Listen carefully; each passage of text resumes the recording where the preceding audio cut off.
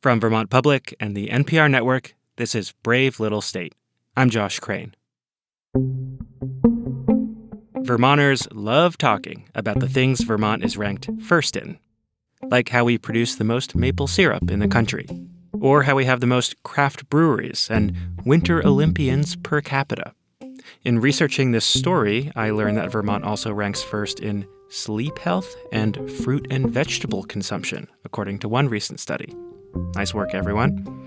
And then there are all of Vermont's historic firsts. First state to ban billboards, to approve civil unions, and to enshrine marriage equality in the legislature. We're also the first state to operate a ski rope tow, and the first with a through hiking trail. I just always find it interesting that we're always at the top of various lists for quality of life, etc. This is Gary Gulka, talking to Brave Little State's Sabine Pooks. I live in Cabot. I worked for the state for 32 years in the environmental agency. I'm retired. What Vermont superlative are you the proudest of? As far as physical fitness goes, we're very high on that. The number of people that participate in birding and in nature, that sort of thing, we rank very high. So I'm proud of that, definitely. But Gary isn't curious about the things we're good at. He wants to know where Vermont is ranked dead last. Something I'm very curious about. When do we rank low? What statistic does Vermont rank 50th in the United States?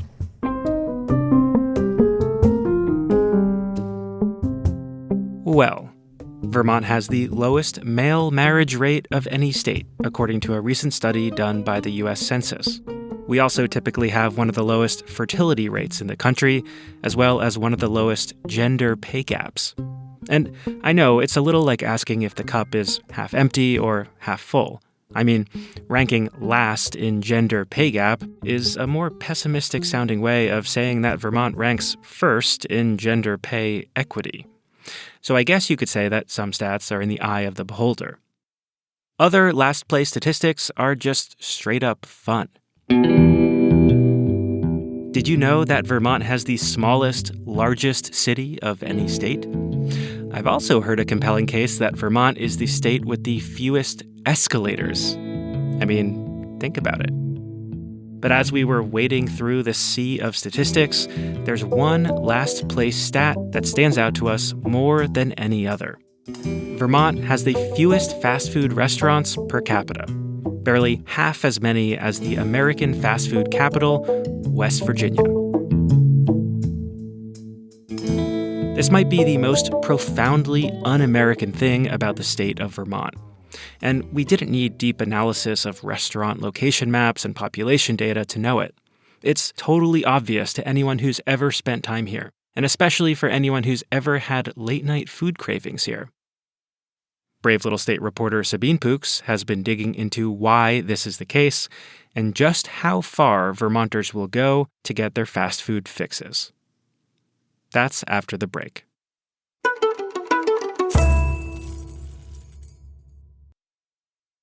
Support for Brave Little State comes from Horsford Nursery, Charlotte, local growers cultivating native trees, perennials, and flowering shrubs for spring plantings. Display gardens, delivery, and planting services available.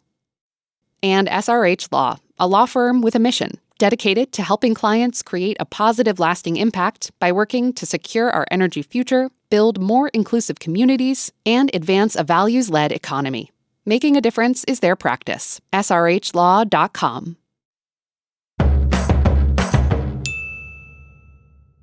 There are parts of Vermont where you can find just about any big-name fast food place your heart desires. Route 2A through Williston, Route 7 in Rutland, Putney Road in Brattleboro. But in most of the state, you'd be hard-pressed to find a restaurant that's open past 9 p.m., never mind a national fast food chain. And from a population perspective, it sort of makes sense. It's hard to imagine a Burger King making a killing in Brownington, or a Chipotle getting good business in Chelsea. But also, Vermonters have worked hard to keep fast food out of Vermont, which is what brings us to the cautionary tale of McDonald's versus Manchester. It just seemed to morph into something that you either were for or you were against. Mike Powers has spent virtually his entire life in Manchester, which is tucked into the southwest corner of the state. He remembers when the Golden Arches tried to move into town in the 1970s. It was just a feeling that things were changing. Not for the better by those who opposed, and maybe for the better by those who said this is a good thing.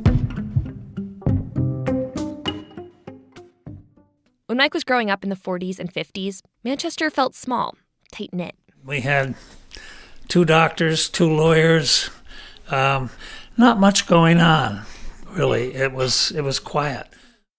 Mike left his quiet hometown for college, and by the time he returned, Manchester and Vermont at large were on the verge of big changes. In the 60s and 70s, the interstates expanded through Vermont, literally paving the way for more ski tourism and second homes. Manchester, which is close to big ski resorts like Bromley, was a prime target for outside developers. Mike saw growth as a predominantly good thing. It meant young Manchesterites like him could return home and find jobs and set up their adult lives there. He remembers talking to a reporter at the time about all the change.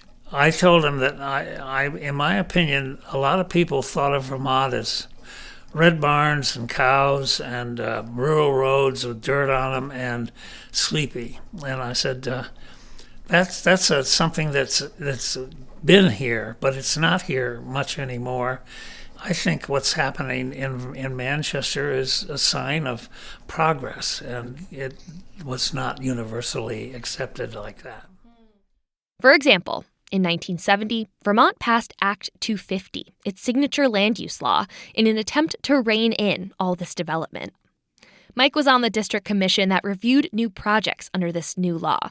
So when McDonald's came Mick-knockin' in the late 1970s, Mike found himself with a front row seat to a fierce debate. I remember the meetings. There were some pretty caustic remarks made at those meetings, yeah.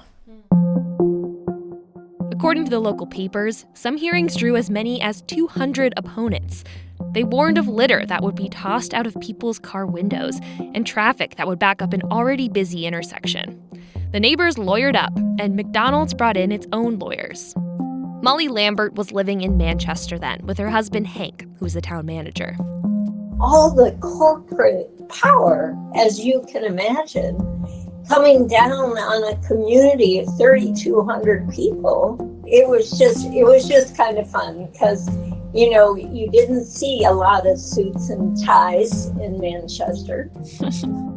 Of course, for residents who were anti-McDonald's, this fight against the corporate power wasn't just about burgers and fries. This was a fight about the image and future of the town itself. Manchester totters on the brink of a new era was the headline of a 1976 Bennington Banner article about the debate. I think at the time, the papers were full of it, and that kept it going. A lot of people just felt that isn't what we are.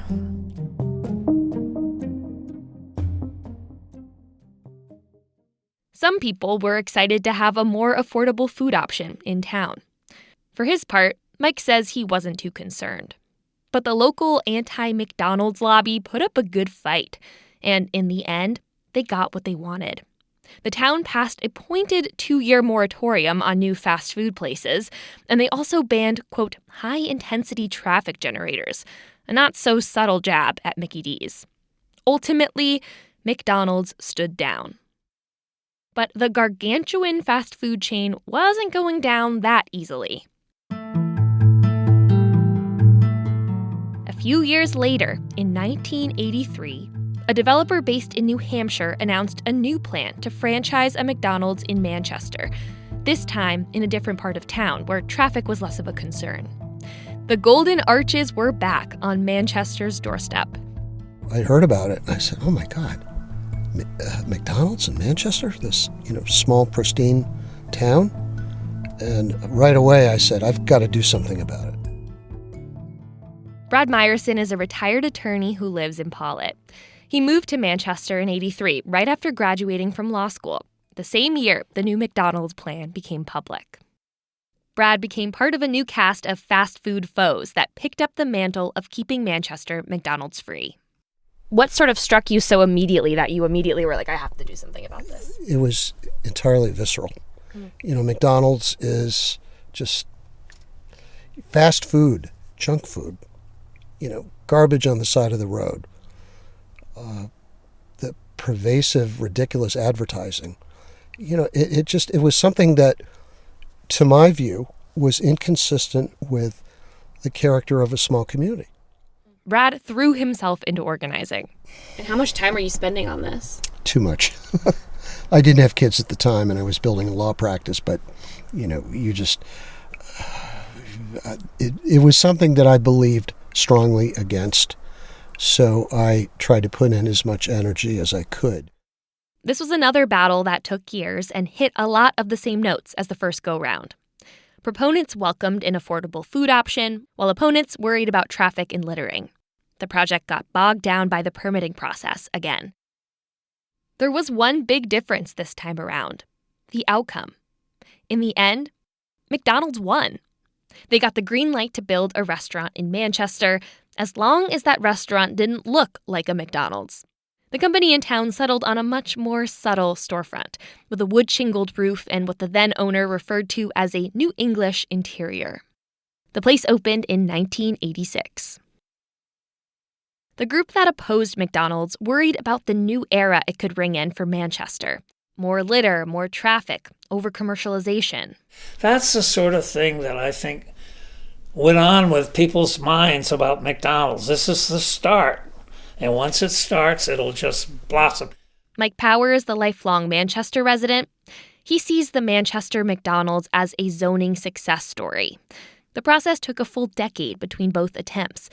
But in the end, the town and the company ended on a compromise. And it didn't end up completely changing the character of Manchester. Frankly, it hasn't. We still only have there's a Subway. It's in a room the size of this. It doesn't take any space. It's got one little sign up. We got the McDonald's, but there isn't any other fast food stuff, national fast food stuff. McDonald's may not have changed Manchester, but change would still come. Around the same time as all the hullabaloo around the McDonald's, a developer from New York City put up a bunch of upscale clothing outlets in town. And everyone I spoke to for this story agreed. Those outlets came to shape Manchester more than McDonald's ever did. 40 years later, McDonald's is still there, sandwiched between a gift store and a muffler shop. But former anti-McDonald's organizer Brad Meyerson still refuses to go. I have never set foot in the McDonald's in Manchester. I'll go if there's absolutely no other alternative, but my spouse, she loves McDonald's. She loves the French fries and the coffee and so on, but a house divided. Yeah, exactly. We'll be right back. Support for Brave Little State comes from Sunset Lake Cannabis, serving up sun-grown cannabis products throughout Vermont. The farmers at Sunset Lake Cannabis know cultivating a sustainable community involves supporting independent journalism. Find a retailer near you at sunsetlakecannabis.com. Cannabis use may slow reaction time. Never drive after using. Learn more at letstalkcannabisvt.com. Manchester's McDonald's skirmish is a prime example of Vermonters working hard to preserve Vermontiness. And Manchester wasn't alone. A developer tried to bring a McDonald's into Montpelier in the 1990s, but the local planning commission shut him down, also on the grounds of traffic and parking. Now, Montpelier is famously the only state capital in the country without a McDonald's. But that's not that impressive of a fun fact because there is a McDonald's just 3 miles down the road in neighboring Barrie. It's definitely something that I would assume that, the people in charge of site selection for these restaurants are aware of, that wherever they go, there's going to be a fight. Andrew Van Leuven is an economist at the University of Vermont. With his colleagues, he's working on a big study about food service in the U.S. And he says, yep, Vermont is an outlier when it comes to the number of restaurants here.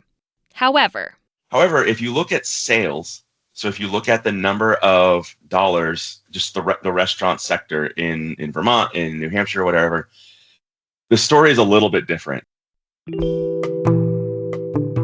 When When it comes to the dollars spent at fast food restaurants, Andrew says, we're not so different from our New England neighbors. In other words, Vermonters like fast food just as much as people everywhere else. We just don't want it to look like we do. We may overstate our value for mom and pop while still being huge, maybe closeted fans of, McNuggets and Crunchwrap Supremes. I still think people do want these, we can call them amenities, right? Within a reasonable distance. What qualifies as a reasonable distance? Well, that's totally a personal preference.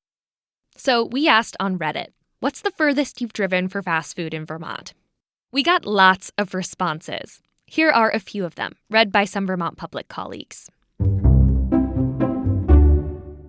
My husband and I drive about an hour to either Rutland or St. Jay when we get the itch for some Taco Bell.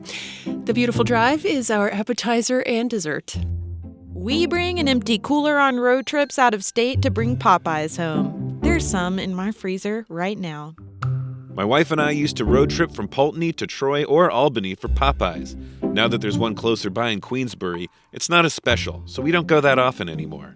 I've definitely searched northernmost Sonic and taken the long way back up from Boston for a cherry limeade. Of all these journeys, I'm most impressed by the ones that involve both land and sea. Those of you who venture across Lake Champlain by boat. I regularly drive from Pollitt to Plattsburgh for some Chick-fil-A because I love fried chicken and ferry rides. I live in Burlington, and every few months I drive to Plattsburgh when Taco Bell cravings take over my senses. I sit in the ferry line feeling ridiculous. The ferry itself costs more than a few tacos, but I unconditionally love Taco Bell. I grew up on Taco Bell, I made my way through college on Taco Bell, I survived my stoner years and road trips on Taco Bell, I raised my own kids on Taco Bell. And here I am, at the end of all things, unabashedly traversing the river Styx for Taco Bell. Seeing the lengths Vermonters will go to acquire fast food, it became clear that the journey is an important part of the experience. Maybe a cheap, salty meal tastes even better when it's hard-fought. I wanted to find out for myself. I have a play ferry boat at home. You do? It's the best one. It's waterproof. Do you know why we're taking the ferry boat? No. Hannah, you say why we're going. We're going to go to Chick-fil-A, and we're going to go get chicken sandwiches. This is 31-year-old Hannah Carlson, who I went to college with in Vermont, and her 3-year-old son, Bear. We're on our way to Plattsburgh, New York, about an hour and 15 minutes from their home in Essex, Vermont. And we'll take the ferry boat for a leg of that trip.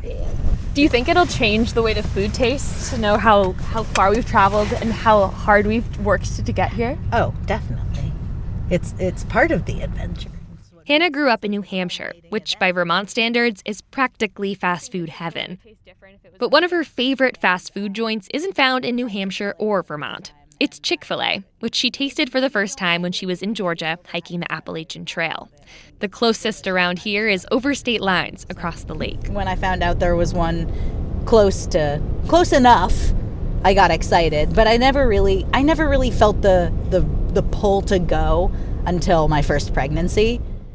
And now she's feeling the pull again. Hannah's 7 months pregnant with her second kid, a girl. The baby wants Chick-fil-A. Right. So, and what baby wants, baby gets. What baby wants, baby gets, and baby wants Chick-fil-A. So, does a pregnancy craving feel different from like a normal food craving? Yes.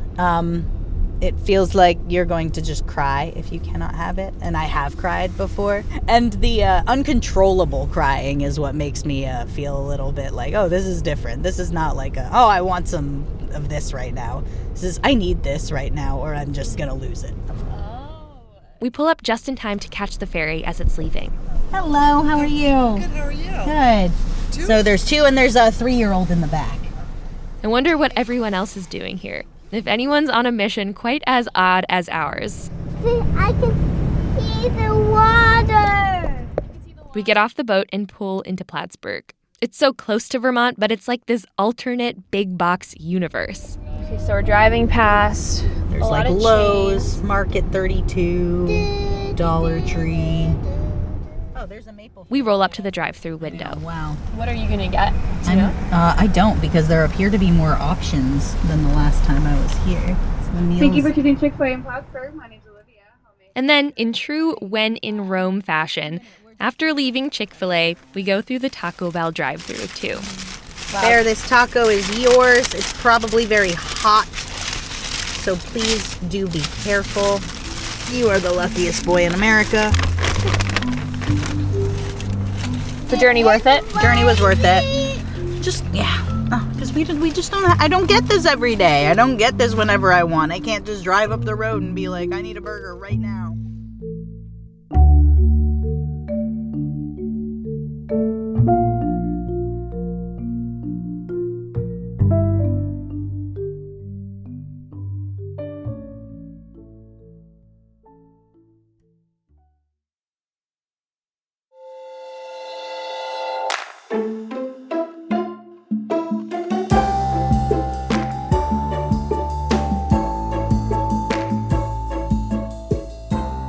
Thanks so much for listening to the show, and thanks to Gary Gulka of Cabot for the great question.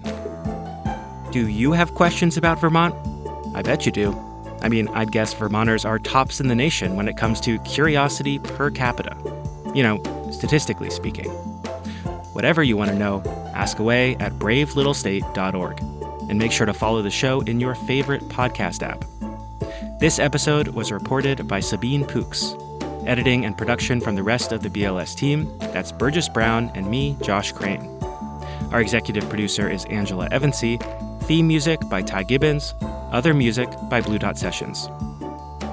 Special thanks to Kari Anderson, Mikaela Lefrak, Jon Ehrens, Zoe McDonald, Phil Edfors, Shawn Harrington, Barbara Baraw, Hank Lambert, Michael Moser, and all the Redditors who responded to our callout for fast food stories.